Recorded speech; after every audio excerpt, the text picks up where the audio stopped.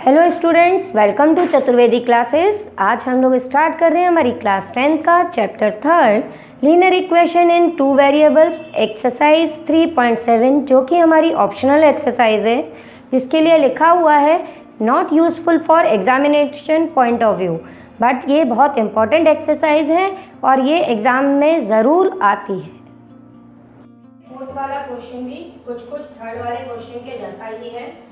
इसमें आपने को जो क्वेश्चन दिया है ये भी हमारी डेली लाइफ का ही है कि कुछ स्टूडेंट्स हैं, ठीक है, वो अपना क्या किया है कि उनको एक रो में स्कूल में या कहीं पे भी उनको खड़े हुए हैं।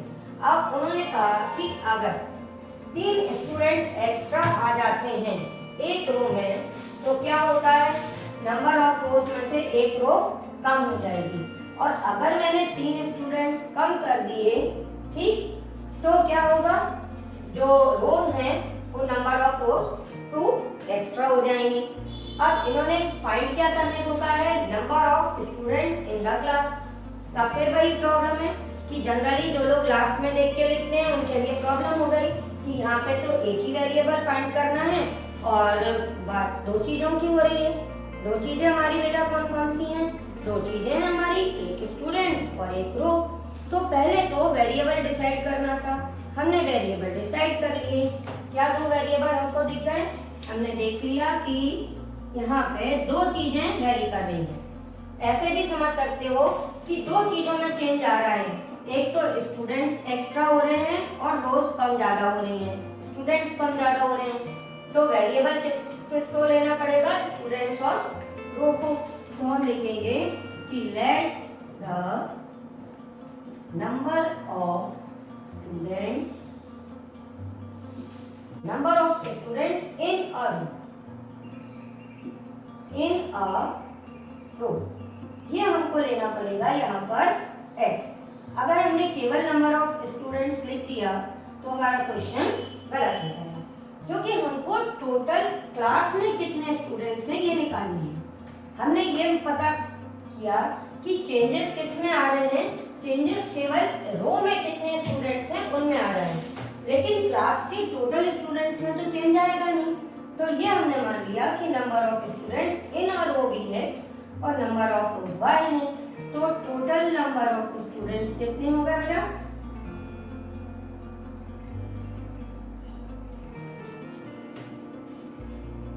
In the class. अब ये क्लास में है और ये रो में है, तो ये हो जाएंगे टोटल x इंटू y। बस ये चीज याद आ गई तो इक्वेशन वैसे ही बनाएंगे जैसे हमने थर्ड में बनाई थी। अकॉर्डिंग टू द क्वेश्चन हमने कहा कि हमने 3 स्टूडेंट एक्स्ट्रा किए थे, यानी पहले एक रो में x थे, अब हो गए x प्लस 3। और नंबर ऑफ रोज में क्या चेंज आया, एक कम हो गई, तो रो कितनी थी, y, और एक कम हो गई। तो टोटल नंबर ऑफ स्टूडेंट्स तो सेम रहे, मतलब एक रो में कितने लोग बैठे हैं और कितनी रो हैं उनको मल्टीप्लाई कर दिया और टोटल स्टूडेंट्स आ गए। पर टोटल स्टूडेंट तो हमारे डिसाइडेड है, कितने हैं, xy, तो हमने इसको xy के इक्वल कर दिया और इसको हम सॉल्व कर देते हैं।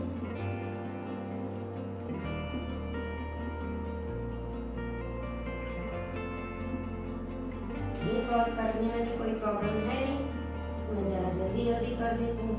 xy से xy कैंसिल करना है, नेगेटिव साइन को हम हटाना चाहते हैं तो सबको दूसरी साइड ले गए, सबके साइन चेंज कर दिए और ये हमारी इक्वेशन 1 फॉर्म हो गई फटाफट।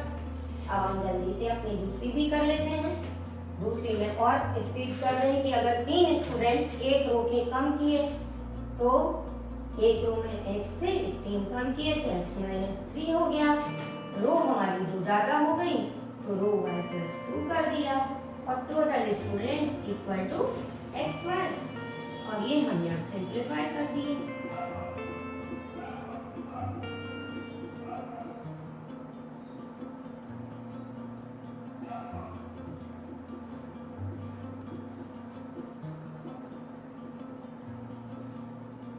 ये कैंसिल हो गया और ये हमारी सेकंड इक्वेशन फॉर्म हो गई, ठीक है।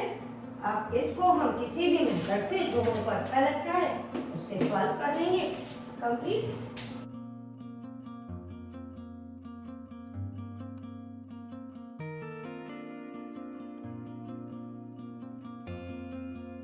अब देखो ये हमारा 5th क्वेश्चन है। इसमें लिखा है कि एक ट्राइंगल है जिसमें हमारे पास में ये कंडीशन दे दी है ना, और हमको कहा क्या गया है कि फाइंड द 3 एंगल्स। अब जैसे मैं तुम लोगों को एक पार्ट में बता भी चुकी हूँ कि अगर एक वेरिएबल होता है तो एक इक्वेशन की जरूरत होती है, 2 वेरिएबल थे तो 2 इक्वेशन की जरूरत थी। अब यहाँ पर उन्होंने कहा 3 एंगल्स फाइंड करो, वेरिएबल भी 3 दिख रहे हैं ए बी सी, तो हमको कितनी इक्वेशन बनानी है ये कॉन्सेप्ट पहले ही मन में बना के रखो कि आपको टोटल कितनी इक्वेशन बनानी है, टोटल 3 इक्वेशन बनानी है क्योंकि 3 वेरिएबल्स हैं। जब ये चीज मन में रहेगी तो आपको कहीं भी दिक्कत नहीं आएगी। तो अब हम इस चीज को शुरू करेंगे कि हमको 3 इक्वेशन बनानी है।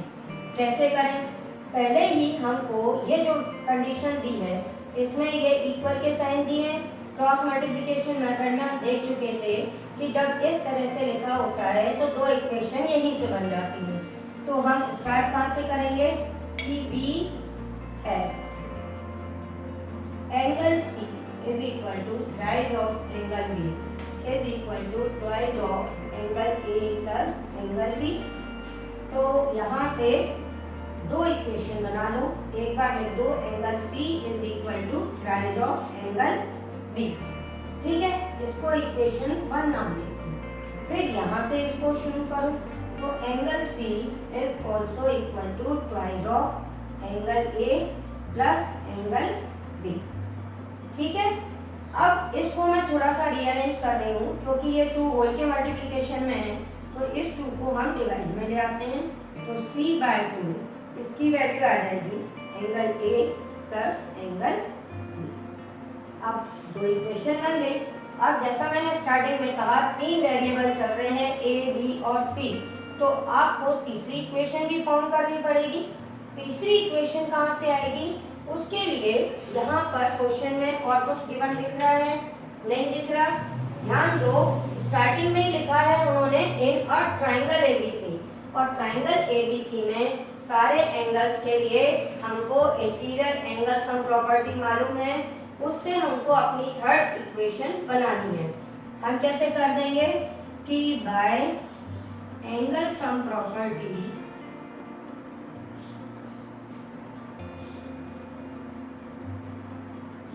ऑफ ट्राइंगल, ठीक है।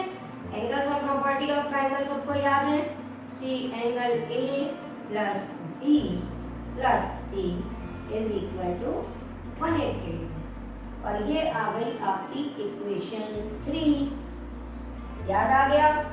अब इसको 1 2 3 3 इक्वेशन है, 3 तो सॉल्व करनी अभी तक हमने सीखी नहीं है, तो हम क्या करेंगे इसको मर्ज करके वापस अपने सिंपल फॉर्म में ले आएंगे।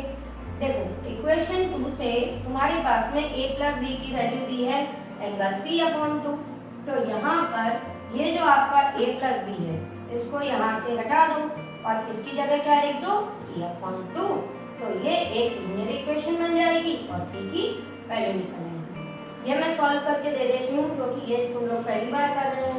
तो ये इक्वेशन 3 तक समझ में आ गया सबको कि पहले इक्वेशन इसके इक्वल करके बना दी हमने, दूसरी इक्वेशन वापस सी को इसके इक्वल करके बना दी, और उसके बाद एंगल सम प्रॉपर्टी से 3rd इक्वेशन बना दी। अब हम लिख देंगे कि from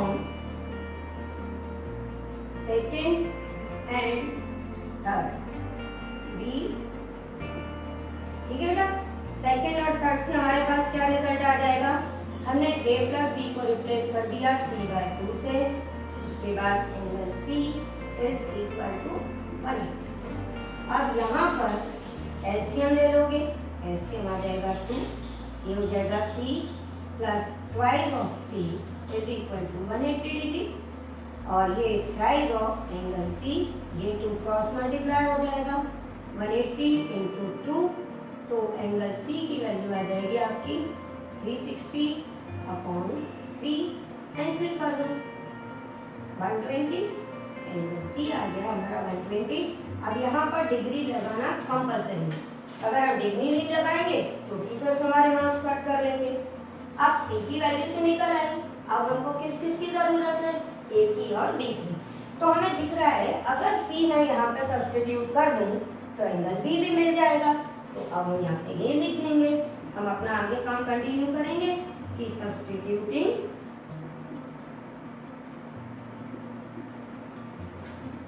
value of angle C in equation first.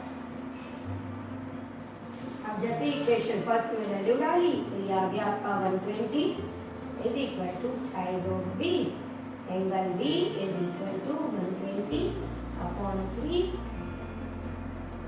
और एंगल बी भी निकल आया 40 डिग्री।